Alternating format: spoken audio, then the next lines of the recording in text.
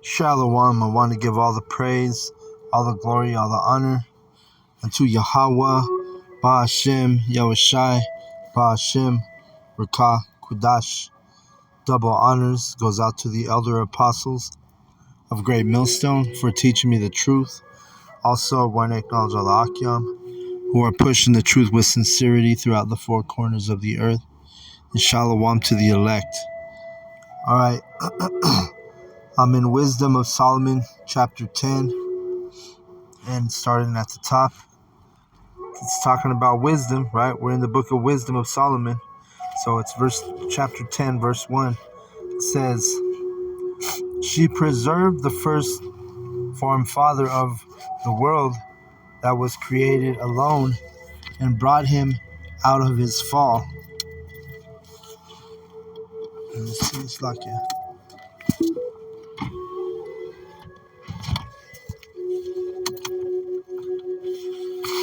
and gave him power to rule all things.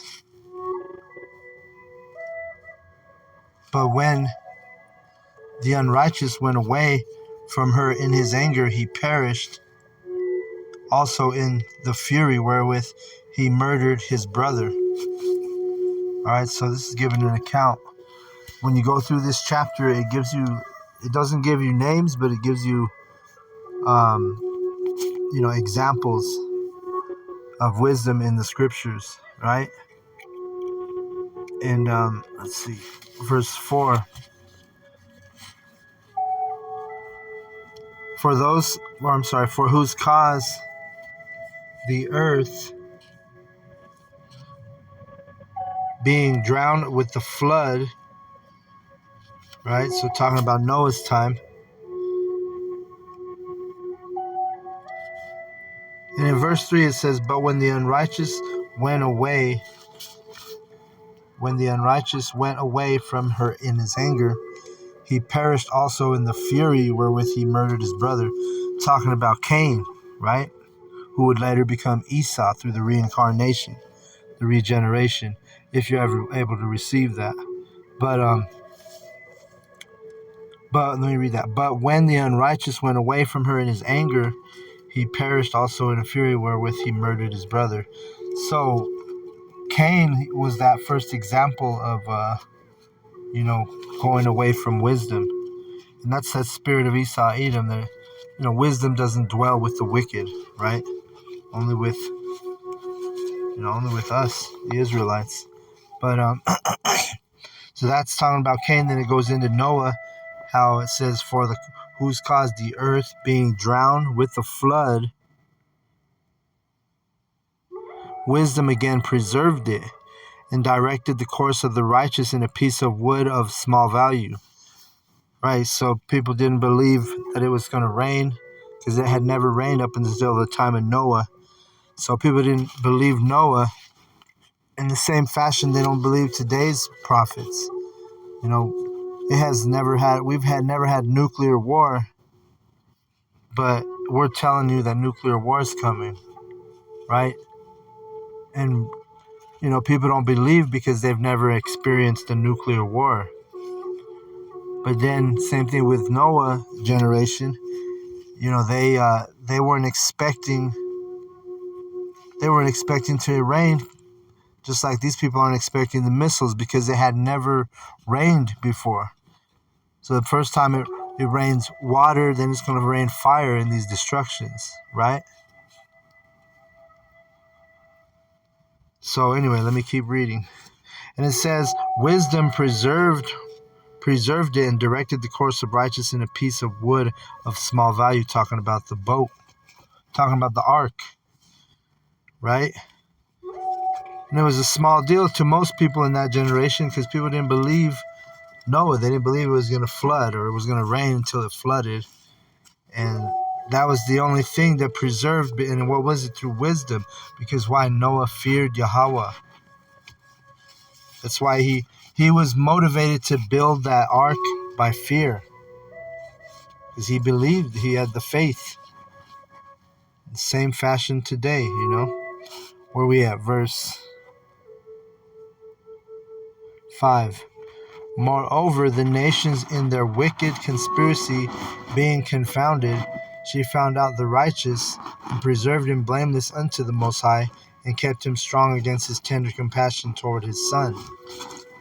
Right. So the same thing's happening. The wicked they're in a conspiracy, are they not? Are they not going to try to put a micro C hip in everybody? Right? And you see the heathen, I just saw an article, the Moabites, the so-called Chinese, they actually have their own version of the Neuralink, of the chip that goes inside your head or your brain, right? So it's not just Esau Edom, it's also Moab's doing the same wicked shit. These heathen nations, they have a conspiracy, meaning they're conspiring against us. And conspiracy, the word breaks down to breath, with breath, like making it come alive, right? Like they're going to try and, make this new world order come alive, and it's going to be, started out with their micro C hip, the mark of the BEAST, right? So she's going to do the same thing she did in those times, just the way wisdom, I'm talking about wisdom, she kept the righteous safe. In the same fashion, that's what we're doing, We're going to be kept safe, so long as we're those righteous men. Let me see, verse 6. When the ungodly perished, she delivered the righteous man who fled from the fire which fell down upon the 5 cities. Now it's talking about the example of Lot, right? Sodom and Gomorrah, 5 cities got destroyed, annihilated with fire, and Lot was the only one who escaped with his daughters, if you know the story. All right, so that's what it is. Speaking why? Because Lot used wisdom, fear. Remember, fear is the beginning of wisdom. The fear of Yahawah is the beginning of wisdom. You see, as it is written. So the fear is what keeps us motivated, what keeps us, just like Noah, when he was building that ark, he was motivated by his fear. We're motivated to go to camp, do these lessons by fear, right? We know our responsibility is to feed the flock. So we're fearful if we don't feed the flock, right? So let's keep reading. So it gave the example of Noah, Lot, gave the wicked example of Cain in Wisdom Psalm chapter 10. You see? Let's go to 7. Of whose wickedness even to this day, the wasteland that smoketh a testimony, and plants bearing fruit that never come to ripeness, and a standing pillar of salt, a monument of an unbelieving soul. Right, so there you can actually Google that up. It's called it's at the Dead Sea, Lot's wife, which is like the pillar of salt. It's a memorial of their foolishness. And just like America is going to be there's going to be it's going to be a memorial when we're in the kingdom. Let me see if I can get that real quick.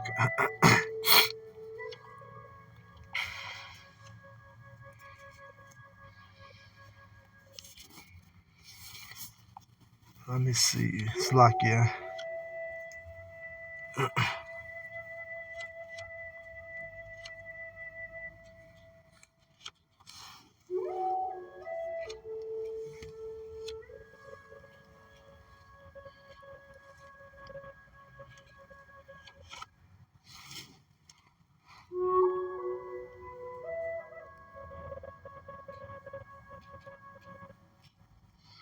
Let's see.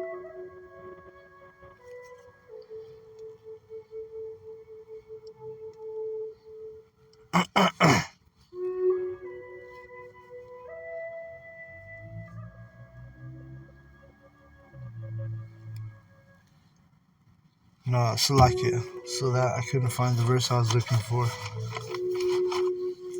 But anyway, there's a memorial at the Dead Sea, which represents Lot's wife. You can Google it, and this is what it's talking about in verse 8. Verse 9. But wisdom delivered from pain those that attended upon her. Right. So remember, Yahawah, He only loves those that dwell with wisdom. That's who Yahweh's concerned about right now.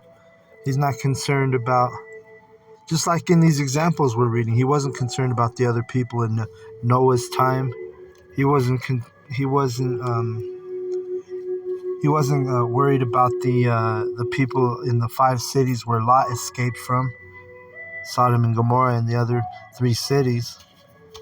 You see, he's not concerned with everybody. He only loves those who dwell with wisdom, right? Let me get that.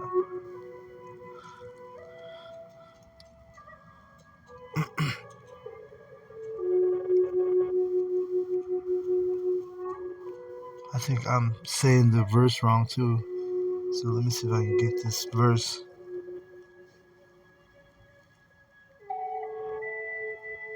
Yeah, that's it. Wisdom of Solomon also. Let's get that. Wisdom of Solomon. Let me see. 7 and 8. Or no, I'm sorry, that's not it. 7 and 28. Right in the middle of your screen, it says, "For the Most High loveth none but him that dwelleth with wisdom." All right, so these 2/3, these heathen, they could care less about this knowledge, about this truth, just like the people in those generations with Noah. They didn't believe it was going to flood, and Lot, they didn't believe. Not even his daughter's husbands. They were mocking him in that story. You see, just like our people are going to mock us. Our a lot of our family members. A lot of the in-laws, people who know us, they're gonna mock, just like they did with Lot. So again, verse Wisdom Solomon 7 and 28. For the Most High loveth none but him that dwelleth with wisdom. So Yahweh's gonna do the same thing. There's gonna be a lot of people destroyed, annihilated, because they could care less. They don't have the wisdom. They don't gather the oil like we do. We're gathering the oil daily.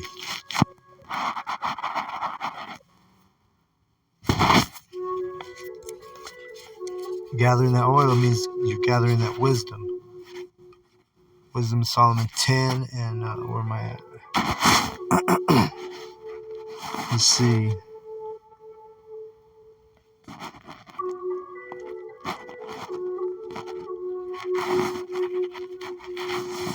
So lucky I lost my spot here.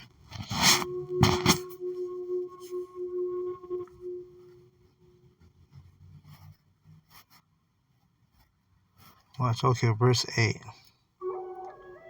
It says, "For regarding not wisdom, they gat not only his hurt, that they knew not the things which were good," meaning they don't know this truth. They don't have the truth, the knowledge, the wisdom. They cast off the thing that is good. Right? Like the Lord's servants, his prophets, we're out there telling you what's to come. We're out there warning them, but the majority of them are not going to listen or believe what we say.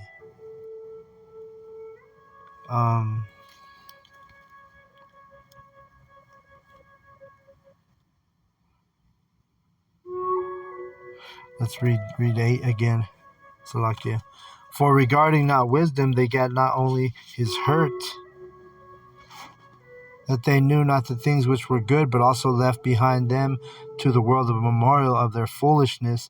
So in the things wherein they offended, they could not so much as be hid."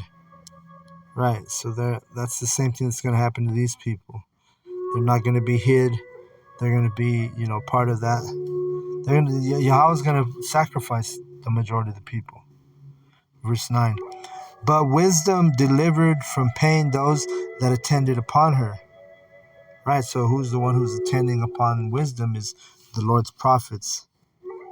The men who are in the camps, the men who are, diligent with and sincere and fervent for the truth. All right. Verse let me see, it's lucky I keep losing my place. Verse 9. I'm sorry, 10. When the righteous fled from his brother's wrath, she guided him in right paths, showed him the kingdom of the Most High, and gave him knowledge of holy things, made up him rich in his travels, and multiplied the fruit of his labors. In the covetousness of such as oppressed him, she stood by him and made him rich. Right, and I'm torn on this one, through the Spirit, because I was thinking both David and Solomon come to mind. But at verse 12, it says she defended him from his enemies. So in this verse, it makes me lean towards David because, she defended him from his enemies. We know David was a warrior, and Solomon, he had peace on his borders because the way his dad had set it up for him. All right, in verse, where are we at here?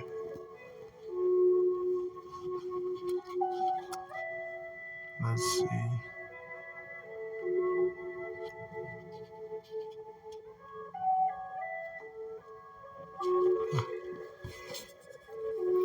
She defended him from his enemies and kept him safe from those that lay wait in sore conflict. She gave him the victory, that he might know that goodness is stronger than all. Right, because, Saul was pursuing David, so I'm pretty sure this is talking about King David. But,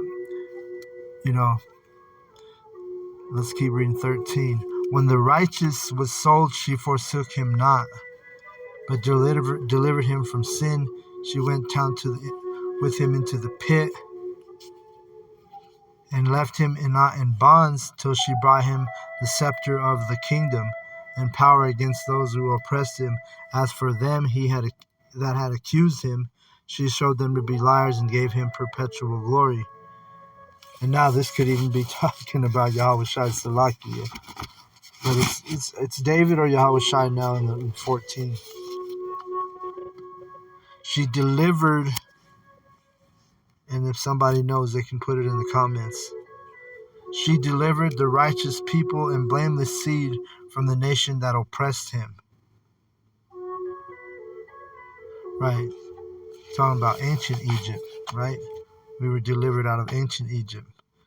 She entered into the soul of the servant of Yahawah and withstood dreadful kings in wonders and signs.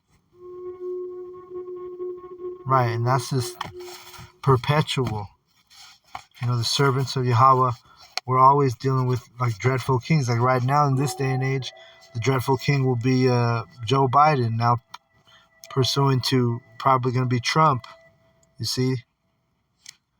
Verse 17. Rendered to the righteous a reward of their labors, guided them in a marvelous way, and was unto them for a cover by day and a light of stars in the night season. And this is talking about the chariots, covered by day, which was the cloud by day, and stars, fire by night. And then what led the Israelites out of Egypt? It was also a chariot. That's what split the Red Sea. So we read verse 18. Brought them through the Red Sea and led them through much water. But she drowned their enemies and cast them up out of the bottom of the deep. Talking about the ancient Egyptians. They were destroyed. That their army was Pharaoh's army was destroyed in that when those waters closed on the enemy.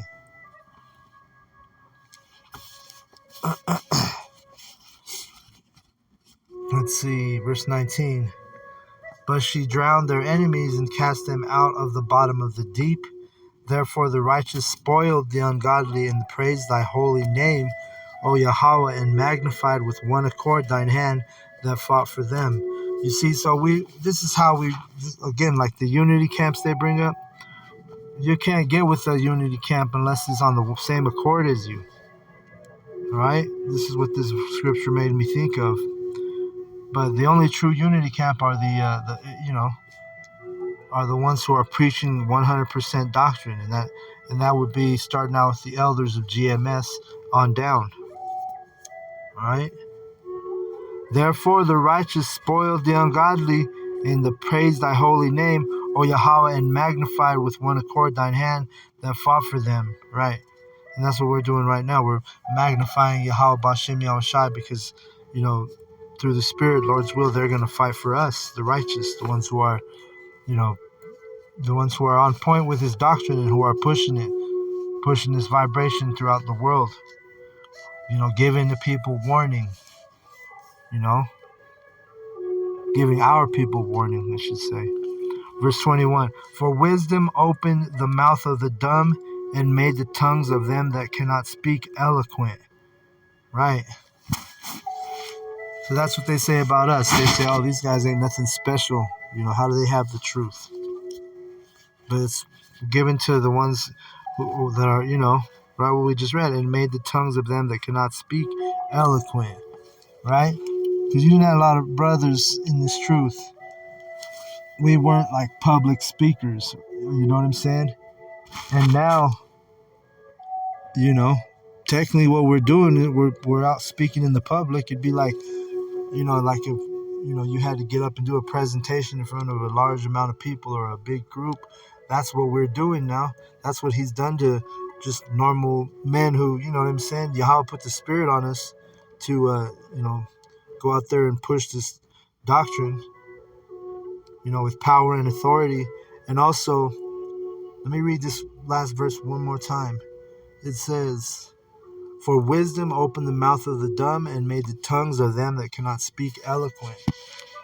Right, so what makes it eloquent is not because we have this huge vocabulary or we speak, we're these excellent orators, but what makes it eloquent and beautiful is because the Lord has given us the spirit to understand and break down these scriptures. You see? So, and it starts through wisdom. We have when the wisdom is the fear of Yahawah. That's the beginning. You start to fear Yahawah. This is what's going to cause you to repent. And also learning the law, being diligent. You see? If you're one of the elect, these words should resonate with you. And this is somewhat like already in you. And the prophets is just bringing it out of you through the Spirit. Well, actually, Yahawah is using the prophets to bring it out through the Spirit. A spirit of repentance. Right? So I want to just go in on this chapter and hope it was edifying. I want to give all the praise, all the glory, all the honor unto Yahawah, B'Hashem, Yahushai, B'Hashem, Rakah Kodash. Double honors goes out to the elder apostles of Great Millstone for teaching me the truth. Also, one acknowledge of the Akiam who are pushing the truth with sincerity throughout the four corners of the earth. Shalom to the elect.